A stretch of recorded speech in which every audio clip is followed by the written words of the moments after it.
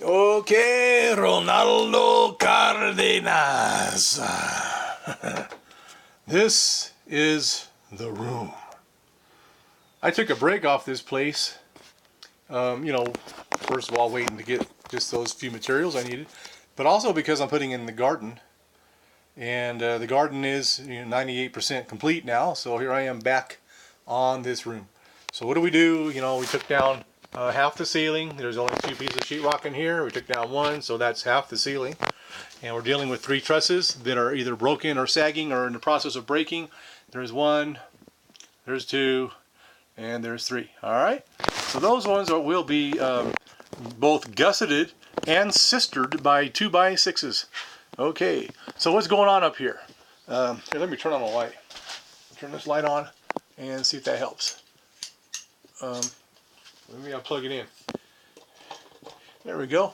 Alright, so there's an issue right there where they ran out of board and started fresh, and as you can see, trusses aren't even fastened to the roof, but there was a truss there. It was friction fit to the broken part here. And this stuff has been baking up here for years and years and years, and so wherever there's a knot, it wants to crack and break. Not only that, but these fancy gussets that they use out of leftover paneling. Here, let me just pull a piece off. Okay, this is leftover. This is gussets, and apparently they're using paneling. See that? For gussets, and over time and the heat and everything, it's just disintegrating. It's disintegrating, and so there's a bunch down there because this is take 4257.5, and I just there's all the examples of their gussets, but here's our example.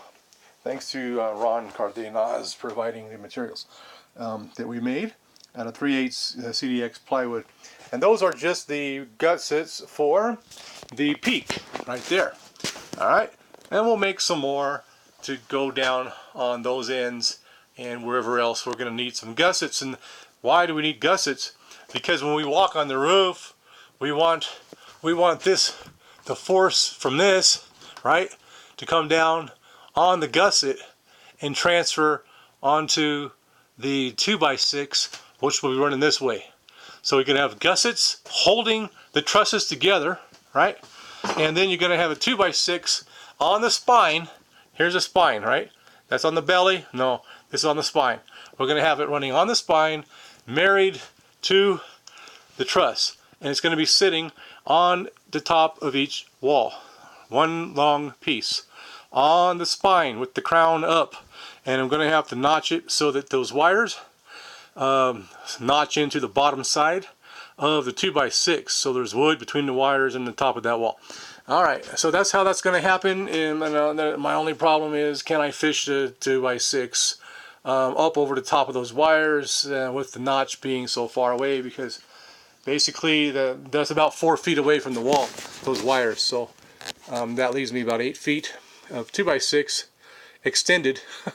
So I hope I can get that fished up in there. If not, I'm going to have to go into plan B. But that's what's going to happen. Gussets and 2x6s screwed to the trusses. Alright? And then the next video will be a repaired ceiling. I may have to get some more of that.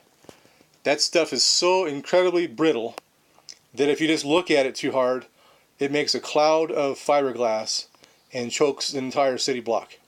Okay, not that bad, but pretty close to that bad. Okay, I'll catch you in a few with a repaired ceiling.